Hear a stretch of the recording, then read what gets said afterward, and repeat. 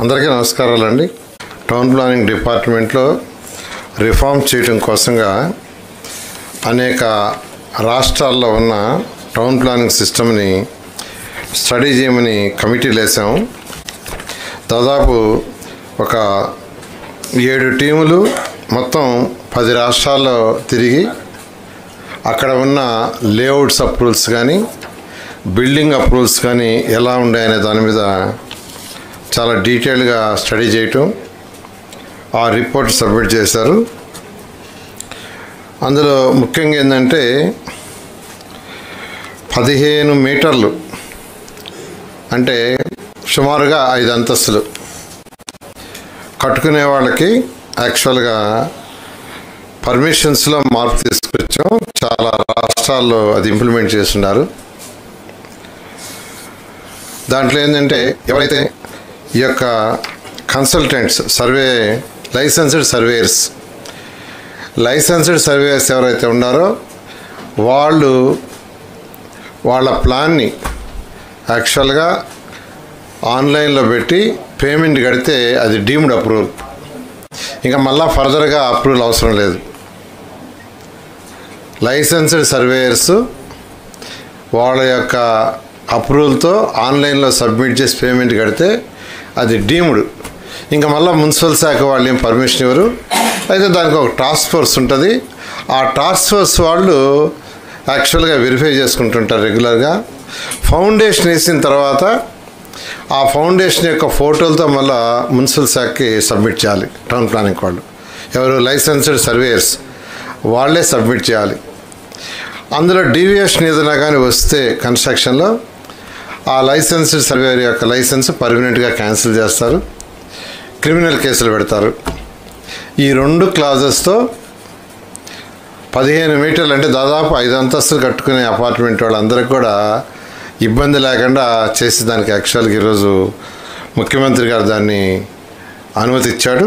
ఇది కొన్ని రాష్ట్రాల్లో ఉంది. హర్యానా, ఢిల్లీ, గుజరాత్ ఈ రాష్ట్రాల్లో 15 మీటర్లు ఉంది. ఒరిస్సా, మహారాష్ట్రలో 10 మీటర్స్ ఉంది. కర్ణాటకలో ఇలాంటి ప్రొవిజన్. సో మనం కూడా 15 మీటర్ల వరకు ఇవ్వడం జరిగింది. ఇది మేజర్. దీనివల్ల దాదాపు 95% ఆఫ్ ది హౌసెస్ కట్టుకునే వాళ్ళకి ఆఫీసుల చుట్టూ తిరగకుండా, మున్సిపల్ ఆఫీస్ చుట్టూ తిరగకుండా వాళ్ళ లైసెన్స్డ్ సర్వేయర్స్ ప్లాన్ని డిజైన్ చేసి స్టాంప్ వేసి ఆన్లైన్లో కానీ ఇన్పుట్ చేస్తే దట్ ఈజ్ సఫిషియంట్. అలాంటి మేజర్ డెసిషన్ ఒకటి ఈరోజు తీసుకోవడం జరిగింది. రెండవది, ఇన్ని రోజులు ఒక ప్లాన్ అప్లై చేయాలంటే వాళ్ళు రెవెన్యూ డిపార్ట్మెంట్ ఇది పోయి నాలా సర్టిఫికేట్ తెచ్చుకోవాలి. ఒక లేఅవుట్ అంటే అనేసి తెచ్చుకోవాలి. దానికి ఒక 15 రోజుల నుంచి నిలబడుతుంది. తర్వాత రిజిస్ట్రేషన్ డిపార్ట్మెంట్కి పోయి టీడీఆర్ వాటికంటే ఆ వాల్యూ ఎంత ఉందో తెలుసుకోవాల్సి వస్తుంది. దానికి కొద్ది రోజులు పడుతుంది. ఈసీలు తెచ్చుకోవడానికి వాళ్ళు చుట్టూ తిరగాల్సి వస్తుంది. అది 15 రోజుల నుంచి నిలబడుతుంది. ఎయిర్పోర్ట్ అథారిటీ ఉంటే హై రైజ్ దగ్గరలో ఎయిర్పోర్ట్ ఉండి హై రైజ్ కట్టాలంటే అక్కడి నుంచి పర్మిషన్కి వాళ్ళ దగ్గర తిరగాల్సి వస్తుంది. ఫైర్ డిపార్ట్మెంట్ దగ్గర పర్మిషన్ తెచ్చుకోవడానికి ఒక 1 నెల రోజులు పడుతుంది, 1-2 నెలలు. మైనింగ్ డిపార్ట్మెంట్ దగ్గర పర్మిషన్ తెచ్చుకోవాలా. రైల్వేస్ దగ్గర ఉంటే రైల్వే వాళ్ళ దగ్గర తీసుకోవాలి. రైల్వే ట్రాక్స్ దగ్గర ఉంటాయి. ఇరిగేషన్ కెనాల్స్ పెద్దవి ఉంటే పక్కన తెచ్చుకోవాలి. ఇట్లా డిఫరెంట్ డిపార్ట్మెంట్స్ తెచ్చి వాళ్ళు సబ్మిట్ చేయడానికి దాదాపు 3 నెలల నుంచి సంవత్సరం పడుతుంది. ఇవన్నీ తగ్గించడానికి single window speed of doing బిజినెస్లో సింగిల్ విండో కింద ఆ డిపార్ట్మెంట్ అందరితో మాట్లాడాం. ఫర్ ఎగ్జాంపుల్ రెవెన్యూ వాళ్ళతో, మినిస్టర్తోనూ, సెక్రటరీతోనూ, కమిషన్తో మాట్లాడాం. వాళ్ళ సర్వర్ని మా యొక్క మున్సిపల్ సర్వర్తో ఇంటిగ్రేట్ చేస్తున్నాం. అదేవిధంగా ఫైర్ వాళ్ళతో మాట్లాడాం. వాళ్ళ సర్వర్ని మున్సిపల్ దాంట్లో ఇంటిగ్రేట్ చేస్తున్నాం.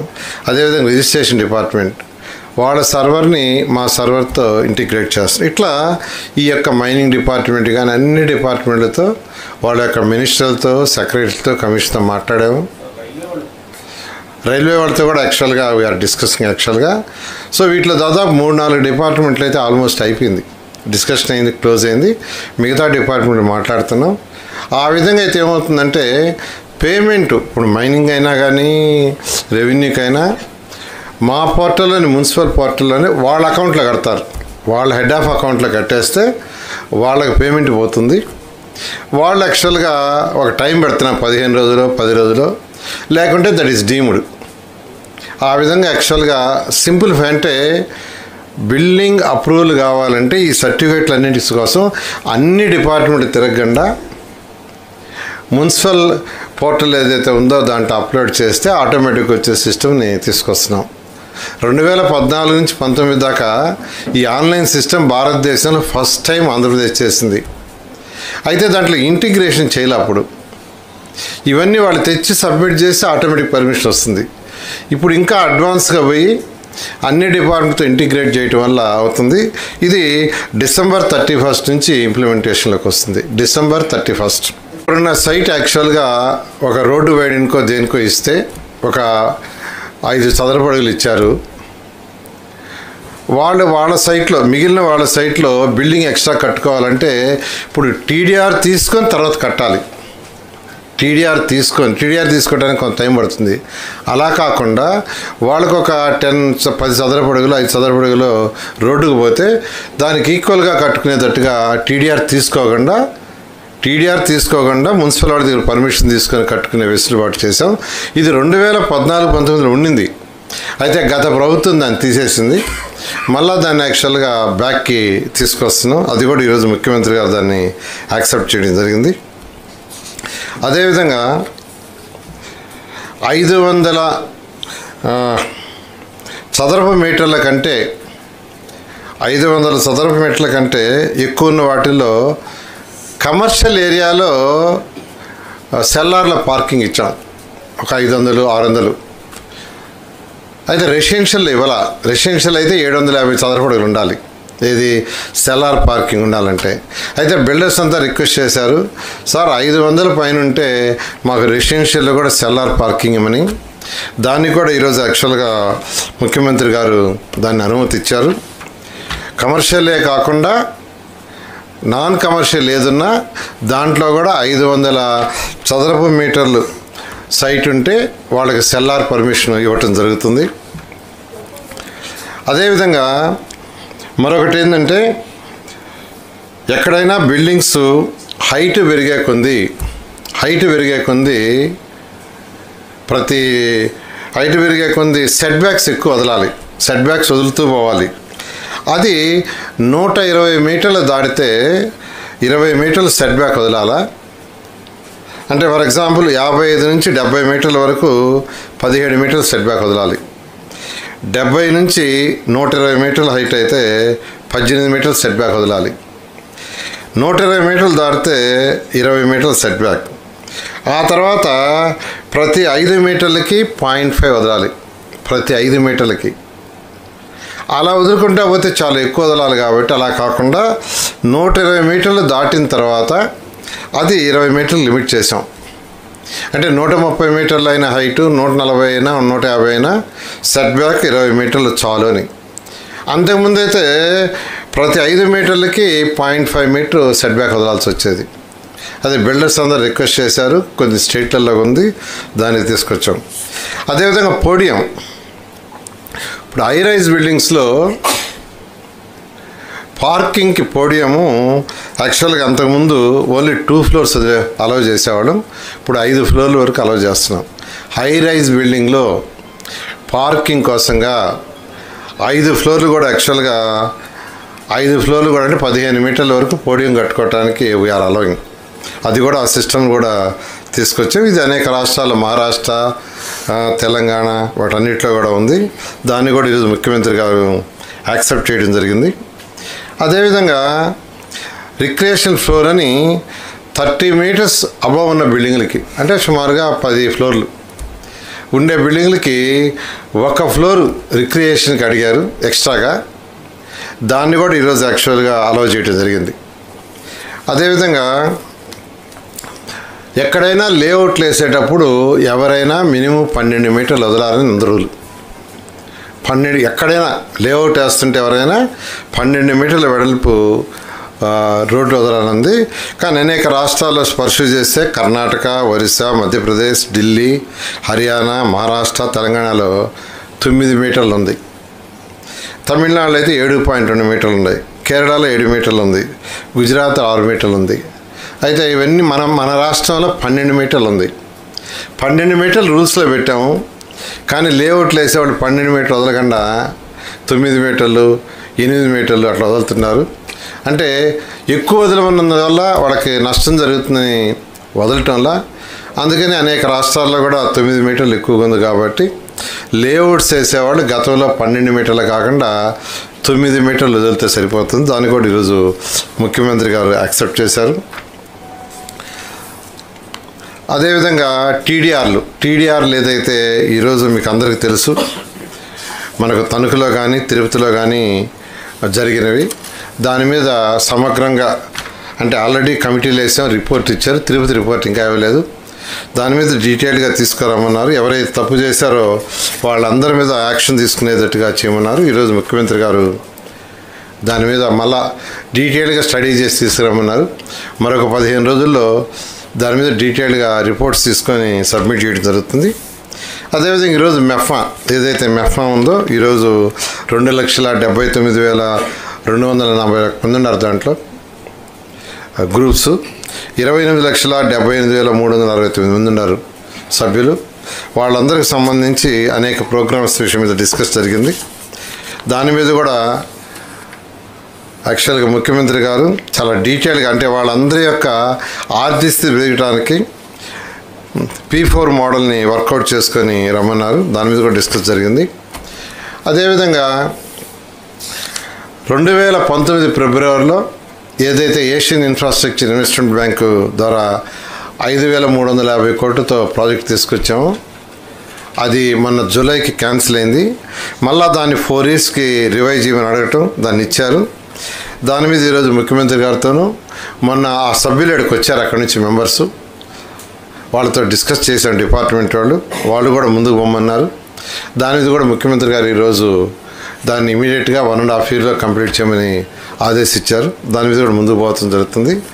అదేవిధంగా అమృత్ 2.0 కూడా 2 ఇయర్స్లో కంప్లీట్ చేయాలని ఈరోజు ఆదేశం ఇచ్చారు. దాని మీద ముందుకు పోవడం జరుగుతుంది. అంటే యాక్చువల్గా ఏబీ టెండర్స్ క్యాన్సిల్ చేయడం జరుగుతుంది. ఎందుకంటే అది 5 ఇయర్స్ బ్యాక్ వచ్చేసింది. వాళ్ళు ఎవరైతే కాంట్రాక్ట్లు ఉన్నారో వాళ్ళు యాక్చువల్గా చేయలేమంటున్నారు. అందువల్ల దాన్ని క్యాన్సిల్ చేసి మళ్ళీ పిలవటం జరుగుతుంది. ఆ బ్యాలెన్స్ మన స్టేట్ భరించేటట్టుగా ముఖ్యమంత్రి గారు ఈరోజు పర్మిషన్ ఇవ్వటం జరిగింది. సేమ్ లోన్ వాళ్ళ షేర్ ఏదైతే ఉందో అది వాళ్ళు ఇస్తారు. మిగతాది ఏదైనా ఉంటే స్టేట్ గవర్నమెంట్ పెట్టేటట్టుగా.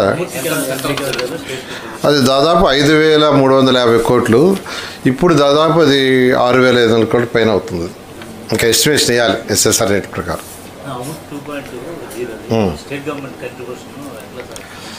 అంటే దాన్ని కూడా ముఖ్యమంత్రి గారు హ్యామ్ మోడల్ వర్క్ చేయమన్నారు. హ్యామ్ మోడల్లో దాన్ని కూడా యాక్చువల్గా హ్యామ్ మోడల్లో వర్క్ చేయడానికి వాళ్ళ అధికారులు వర్క్ చేసి ఒక 15 డేస్లో మళ్ళీ ముఖ్యమంత్రి గారు సబ్మిట్ చేస్తాం. అంటే 50%, అంటే 36% వాళ్ళు ఇస్తున్నారు. 14% state government ULBs పెట్టేటట్టుగా 50%, remaining 50% Ham మోడల్లో పోయేటట్టుగా వర్కౌట్ చేయమని ఆదేశించారు. హ్యామ్ మోడల్ లేఅవుట్లో మీరు 12 మీటర్లు నిర్దేశిస్తేనే డివైడ్ చేసి 8, 7, 9 చేశారు.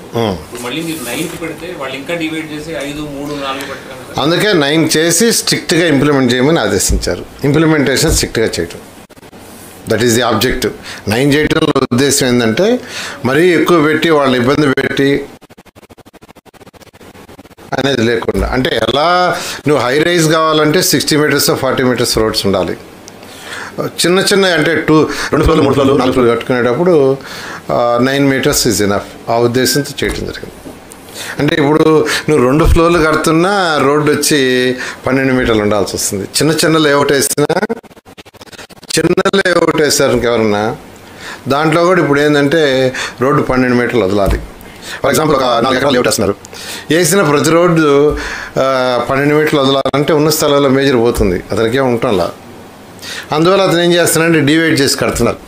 అలా కాకుండా మనం అఫీషియల్గానే 9 మీటర్స్ చేయటం వల్ల చిన్న లేఅవుట్స్ వాళ్ళు 9 మీటర్స్ వేసుకుంటారు.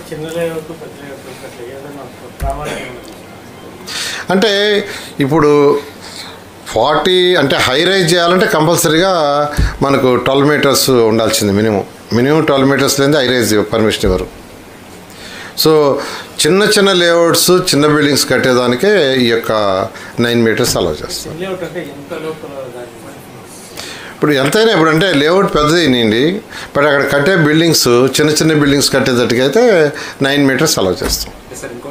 Building height setbacks 20 metres తర్వాత 20 మీటర్ వదులుతాం అది ఫ్యూచర్లో మీకు ఇబ్బంది కదా సార్? అంటే ఫైర్ మిగతా అన్ని కమ్యూనిటీ ఇష్యూస్ డెవలప్ అయినప్పుడు మేజర్ యాక్సిడెంట్స్ అంటే మేజర్ యాక్సిడెంట్స్ అంటే అన్ని ఒకే చోట 20 మీటర్స్ సెట్ బ్యాక్ వెహికల్ జరగడానికి కూడా అవకాశం అంటే 20 మీటర్స్ ఫీట్ కాదు, అది 20 మీటర్స్ సరిపోతుంది. నేషనల్ బిల్డింగ్ రూల్స్ ప్రకారం వాళ్ళు ఇచ్చారు యాక్చువల్ వాళ్ళ guidelines NB national building NBC వాళ్ళ రూల్స్ ప్రకారమే 20 మీటర్స్ ఇస్ ఎనఫ్. దాన్ని తీసుకొనే చేసాం. ఇవన్నీ కూడా అవన్నీ స్టడీ చేసాం.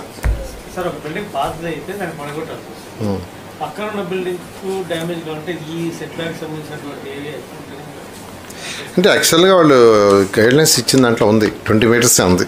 More than 120 మీటర్స్కి 20. దాన్ని స్టడీ చేసే చేసాం, స్టడీ చేసి చేసాం. చాలా మందిలో ఉన్న అభిప్రాయం ఏంటంటే మమ్మల్ని అనవసరంగా ఇన్వాల్వ్ చేసి మమ్మల్ని వాళ్ళే కదా ఇప్పుడు ప్లాన్ ఇస్తుండేది, వాళ్ళే కదా ప్లాన్.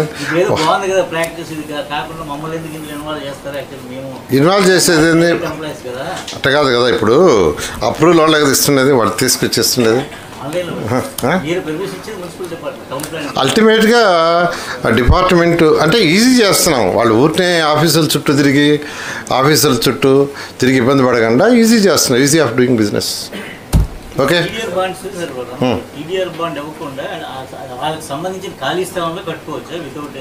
ఫర్ ఎగ్జాంపుల్ మీకు ఒక సైట్ ఉంది, మీకు ఒక 5 చదరపు అడుగులు పోయింది, నీ బిల్డింగ్ మీద 5 చదరపు అడుగులు వేసుకోవటానికి మున్సిపాలిటీ డైరెక్ట్ పర్మిషన్ ఇస్తుంది. ఇప్పుడున్న రూల్ ఏంటంటే నువ్వు టీడీఆర్ బాండ్ తీసుకున్న తర్వాత దాని వాల్యూ క్యాలిక్యులేట్ చేసిన తర్వాత అక్కడ కట్టాలా. నీది పోయింది అక్కడే కదా, నువ్వు కట్టుకునేది అక్కడే కదా, ఇంకా వేరే వాల్యుయేషన్ అవసరం లేదు. అందువల్ల డైరెక్ట్ అలౌ చేస్తున్నాం. టీడీఆర్ బాండ్లు ఎక్కడంటే ఒక దగ్గర పోతే ఇంకో దగ్గర కట్టుకోవాలంటే ఆ రేట్లు కంపేర్ చేసి చేయాలి, ఆ ఇబ్బంది లేదు కాబట్టి డైరెక్ట్గా వేరాలి. అక్కడే వేరే దగ్గర చేయాలంటే మనకు టీడీఆర్ బాండ్ తీసుకోవాలి.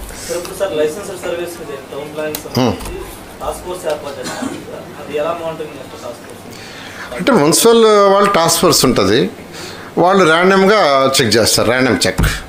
వాళ్ళకి ట్రైనింగ్ కూడా ఏర్పాటు చేస్తున్నాం. ఇప్పుడు మన స్కూల్ ఉంది కదా ఇక్కడ, ఆ స్కూల్ ద్వారా యాక్చువల్గా ట్రైనింగ్ వాళ్ళకి ఏర్పాటు చేస్తున్నాం. ఒకటి యాక్చువల్గా లైసెన్స్ క్యాన్సిల్ చేయటం, రెండోది క్రిమినల్ కేసు. దాన్ని యాక్చువల్గా చేస్తారు, యాక్ట్ చేస్తారు, రూల్స్ అండ్ రెగ్యులేషన్స్.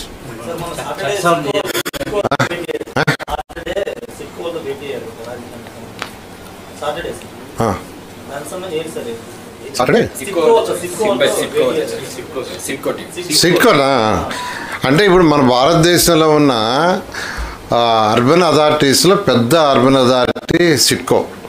భారతదేశంలో ఏ రోజు ఉన్న వాటిలో అర్బన్ అథారిటీస్లో వాళ్ళు one of the best model. ఎందుకంటే వాళ్ళు 1971 నుంచి యాక్చువల్గా దే ఆర్ డూయింగ్.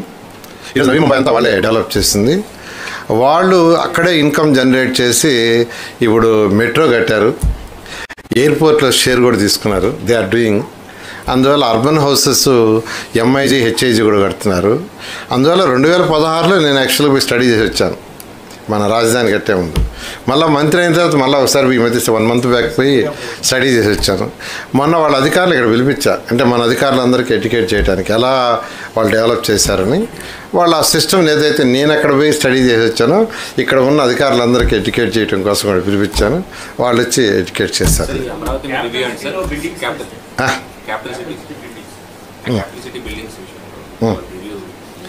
ఇవాళ మార్నింగ్ అథారిటీ మీటింగ్ జరిగింది.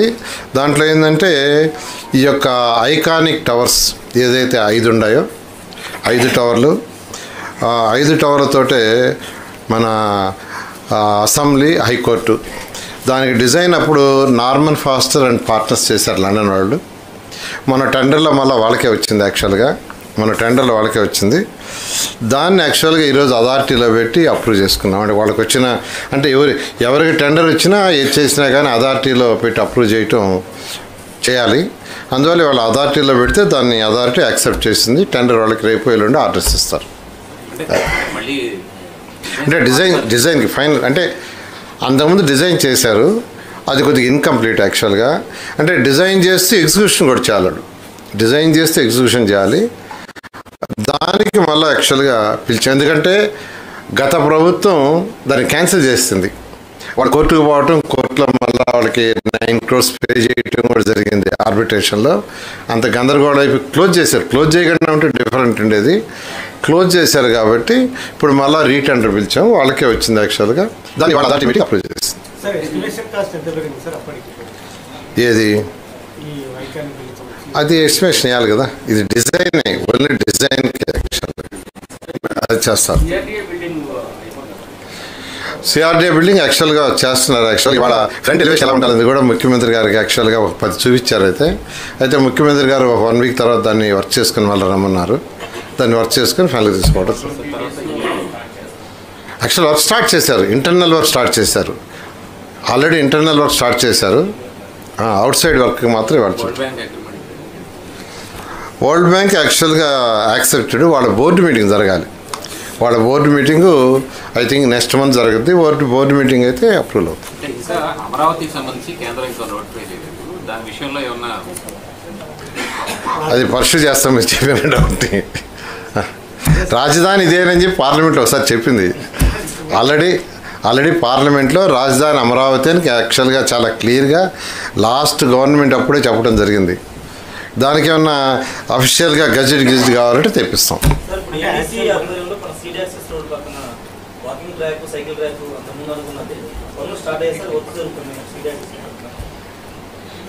సీడ్ యాక్సెస్ పక్కన యాక్చువల్గా పాత్ అది ఆ వర్క్ జరుగుతూ ఉంది. అమరావతి డెవలప్మెంట్ కార్పొరేషన్ చేస్తుంది.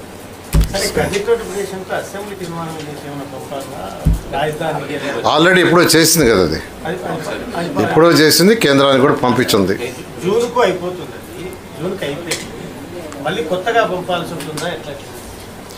నేను ఒకసారి కనుక్కొని చెప్తాను నెక్స్ట్ టైం.